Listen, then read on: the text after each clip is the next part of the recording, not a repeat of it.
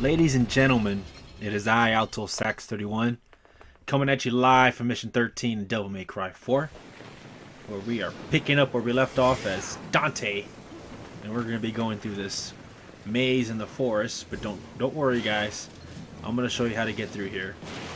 All you have to do is watch this video and follow my steps, and don't do the same mistakes that I did, but we get through it, so it's okay. So, all jokes aside, when you start the mission, you want to grab those little egg cocoon thingies.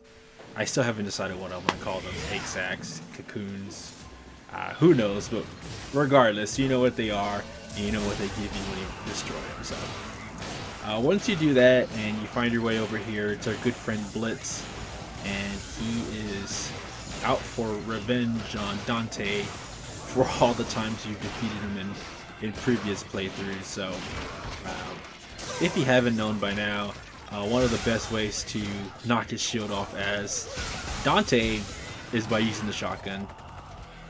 I've also heard that you can use Pandora to knock it down, but with Blitz he's kind of unpredictable in what he's gonna do, so I kind of shy away from those long drawn out attacks.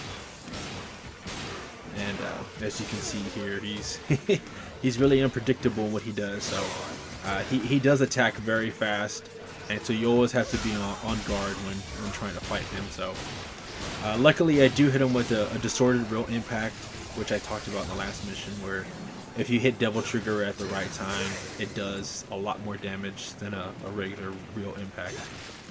And if you can manage to land those, you want to just get those cocoons or the red orbs in them, and then head through the little mist gates that they have going on.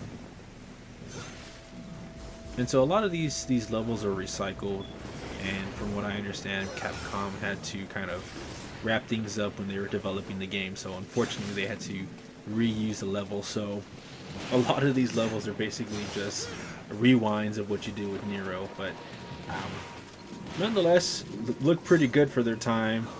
2008 was a great year for video games, and Devil May Cry 4 was no exception. Now, on this part, there's so many different ways you can approach this fight, but the best pointers I'm going to give you when fighting these chimeras, the assault chimeras, don't linger on too long fighting one-on-one. Don't focus too much on one, and always be on the lookout for what they're going to do. One of the attacks that always seems to get me is when they dig into the ground and dive towards you. The best advice I can give you is if they manage to dig and you're not able to stop them, wait for them to come towards you. Right when they're about to get to you, like I just did, do the trickster and just go forward. It's really the only way I can give to kind of avoid that, because it's very quick. The closer you are to them, the less time you have to react. And so another move I would definitely do is the charge attack with Rebellion. The only downside is that it takes time. So if you find yourself with a little bit of time where you can kind of squeeze one in, I would do that. Otherwise, for the most part, my strategy is just to pepper them with a shotgun, kind of wear them down, and then do little attacks here and there with Stinger or the prop shredder, whatever I can do.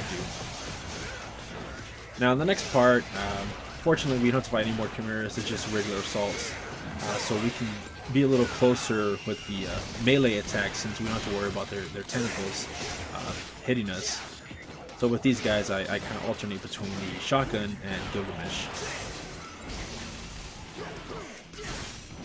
And so it's also a good time to kind of just experiment with different weapons and I guess equipment is what technically they call it, double arms, and kind of just see what works for you. And for some reason, the shotgun just seems to do wonders. It really just kind of staggering the enemy a little bit and buying you time to either continue to attack them or just figuring out a defense and evading them. So if you don't like the shotgun, I'm sorry. I use it pretty much throughout the rest of the mission. And so we have one last assault here, and we're gonna just finish him off with Yamato. And as you did with Nero when you first came through here, you want to make sure you just check the area before you leave, because there are the cocoons, you know, hanging on trees, hanging on the walls, just in the same spots as you did in the last video or the previous video. And so once you gather all those orbs, you want to make sure to head back through this entryway, and you'll head back towards the little river area, Lapis River.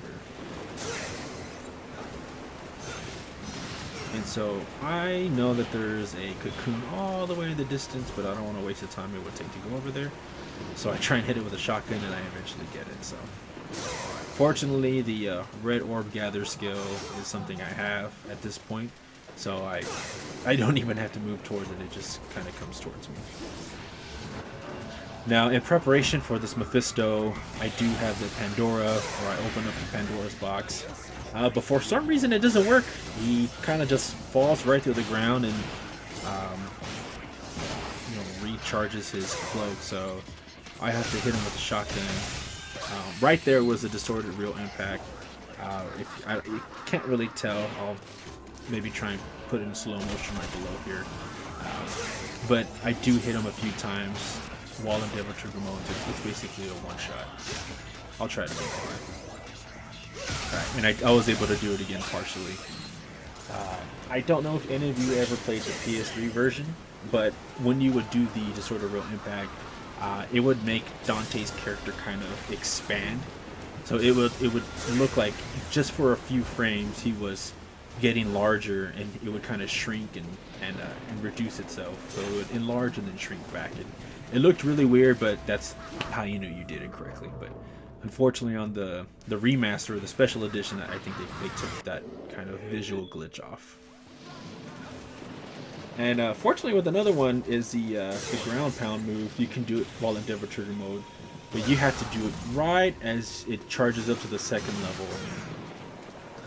A lot of these moves, they're really strong, but they require almost the most precise timing. But if you can manage to get it, they're very strong moves.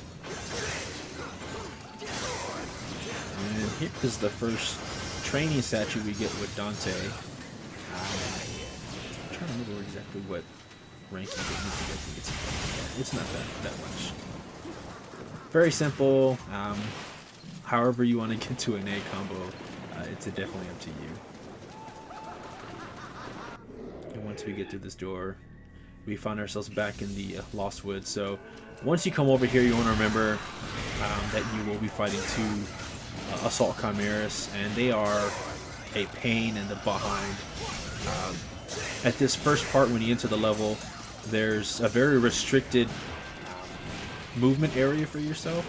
So you really want to try and get out of there as quick as possible and get to the center area where there's more room for you to move around. Because they do like to do that spiral attack and just kind of, you know, fly towards you, if you will. And if you don't react quickly, it'll catch you off guard, and it's annoying. And so once you finish them off, you want to make sure there's no more cocoons, and then you still want to follow the trivial where you have to go towards the light, which I think I missed, but I'm just double checking to make sure there's no other cocoons. I catch that, and then we're gonna head on over to the next part. And so this time you have to do it again. You just go backwards.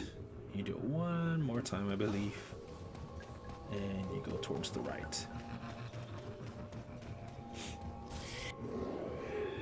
And we do an encore performance because we got to do it one more time.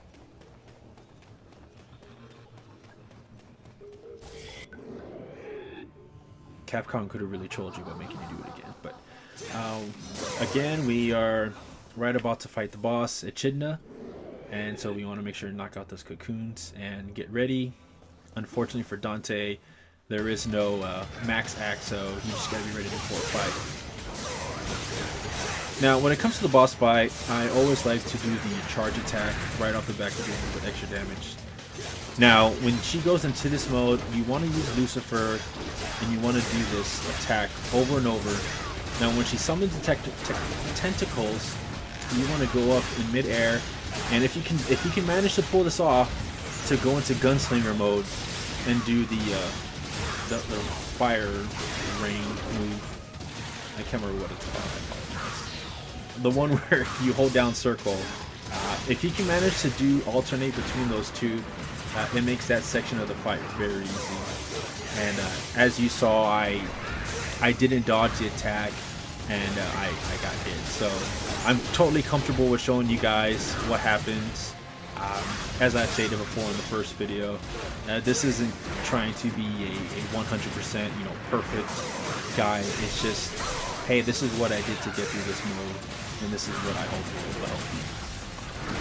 Now, unfortunately, I can't do the Buster moves with Dante, so once she goes into her golden form, you want to make sure to save the double trigger for that part, because she does shoot the little seeds at you, and they come at you very fast. So when you're in trickster mode, you have the extra evade and the extra double jump or air hike. So they come in handy when trying to evade them. As I'll see it right here. Yeah, see. So you really benefit from having that extra evade, because she does shoot you with them very quickly. Unfortunately for me, I didn't have any more extra corridors, so I managed to get away with it. We beat her. And that's pretty much for the mission. So before you head on over to this section, make sure you shoot all the little cocoons on the distance, even that little loner one, and then you are good to go and head on over to the end result screen. And don't forget those. And that is it for this mission, guys. So let's see what the results are. So of course we get an S. I think in every mission I end up getting an S on. So, but this one went pretty well. I got S's across the board.